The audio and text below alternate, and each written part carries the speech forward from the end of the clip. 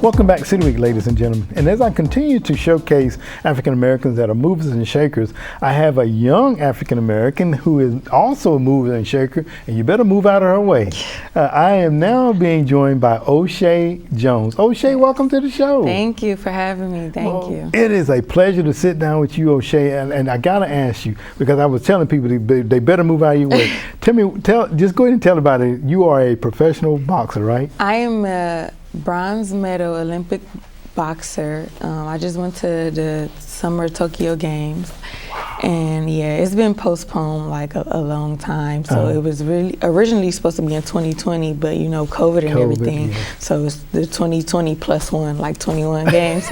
So yeah, I just did, just accomplished that. I'm a boxer, so I'm 24 years old. I'm from Toledo, Ohio. Okay. I come from a family of boxers. My two brother boxed, and my dad, you know, was the coach.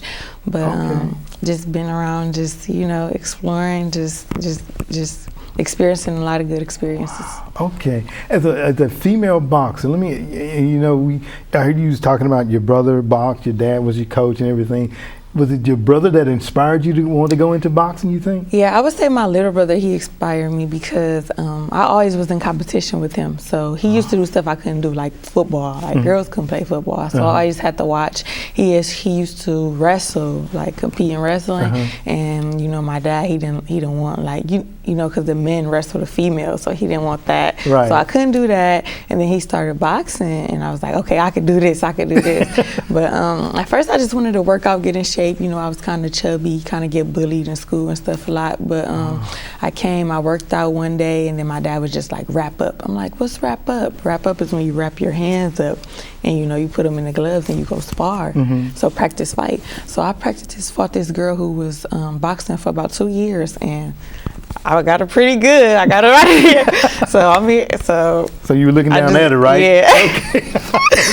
I just been, you know, going ever since. So. Okay, awesome.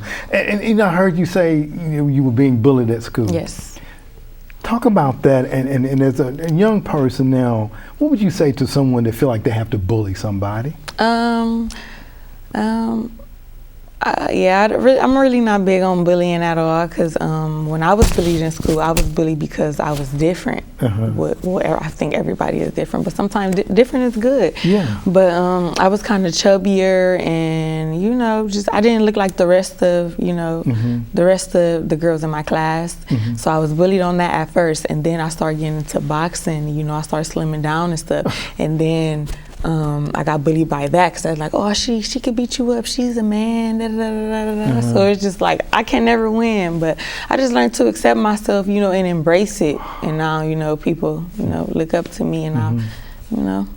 So important. You learn to accept yourself. Right, and other accept yourself, and everybody is different. You know, we all not going to be the same. Everybody is different. So embrace your differences. There you go. Yes. Absolutely. And you're talking about embracing your difference, and you know, and you now branch now. Boxing have been able to take you to different arenas. Yes. Talk a little bit about that. When I was on the Olympic team, we traveled, like we had tournaments like everywhere. So I've been to a lot of places. I've been to Peru. I've been to Germany. I've been to Bulgaria. I've been to Ireland. Tokyo this year from the Olympics. I just been in a lot of, you know, a lot of different places, and I experienced a lot of, you know, different experiences, but I'm happy. So very good. You know, talking about all that, you know, embracing yourself and the differences.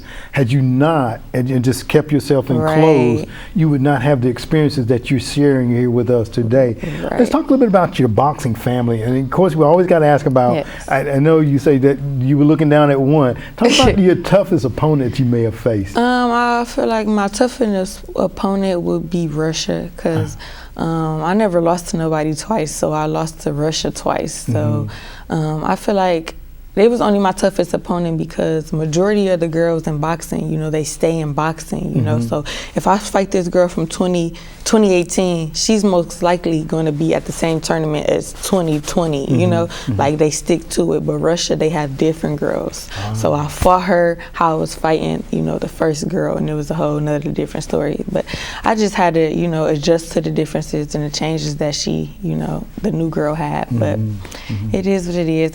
I just feel like it's never a loss, it's always a lesson. So. That's very good. Oh, never a loss, always a lesson. Always a lesson. Learn from your mistakes. Absolutely. And talking about, you and I were sharing before we came on, you talk about the training. Yes. Just like you had to fight two different young ladies, so you had to change up your training method. Yes. Talk a little bit about your training. Well, training, it's been crazy because I've been switching up a little bit. I was training, back at home in Toledo, Ohio. Now I'm training with my teammate, Haven Brady Jr. So it's just like, we experiencing new coaches, it's all different. As boxers, you have to fight at a certain weight. I can't just go, if I'm 150 pounds and you 180, I can't fight you. We have to be in the same, weight bracket. So it's sometimes it's hard getting to that weight. Sometimes you can't eat at night. Sometimes you gotta eat a piece of ice, just so your throat could be, you can't eat. I can't, if I gotta weigh 152 pounds, I can't go eat a steak and potato, because I'm gonna gain weight. So it's just really hard, and I just feel like, we work out 3 times a day, we eat little amounts, and we train hard, you gotta stay dedicated. I just feel like, we, through all that, your teammate becomes your family, So if can't eat and we both can't eat and we looking at food videos on Facebook like, oh, I can't wait to eat that, I can't wait to eat that. I love you, we sweating and, we working out, we getting punched together and everything. Like, it's nothing but love with boxing. That, like, it was so crazy because people always ask me, like, how can you just fight somebody and then right when the bell rings, just hug them? So because after the bell ring, it's just good sportsmanship. Like it's nothing personal. Right. It's just the game of boxing. It's nothing but all love. But most boxers are very respectful and everything. Because I don't know, I just feel like we've been through a lot, and we don't take anything for granted. Everything we really work for. What we do. Well, and you're talking about that. I mean, it's competition and it's sportsmanship. Yeah. And you're showing good sportsmanship when you're able to, brace each other, give them a bump of the gloves, because it's so important that people realize when you step in that ring, you realize there's going to be a winner. And somebody got to lose. That's right. So it may have been your night that night, or it may not have been your night. And you mentioned Haven Brady Jr., which we're going to have him come on in a moment here. What has it been like sparring with him? Oh, I don't spar with him because he's a boy and we different weight classes, but I ain't sparring no boy. I used to spar boys though, when I was younger, when I was 12 years old, but man, they're twice as stronger as a female, so, but I stay in my lane. I know I'm a female. Okay. But it's been amazing training with Haven Brady Jr.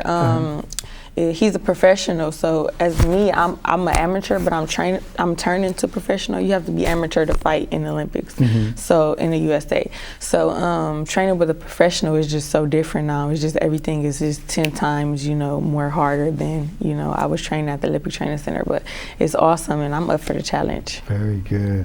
Well, Shae, I want to wish you the very best, and I just want to thank you for coming on and blessing my set today. Thank you. And being a showcase here in our African American month. And I wish you the best, and definitely going to keep following you or follow you. Yes. And we'll be watching you as you look over them. Look over them, girl. Thank you for having me. Well, thank you for being on the show today, okay? All right. Ladies and gentlemen, stay tuned for more City Week coming up in just a moment.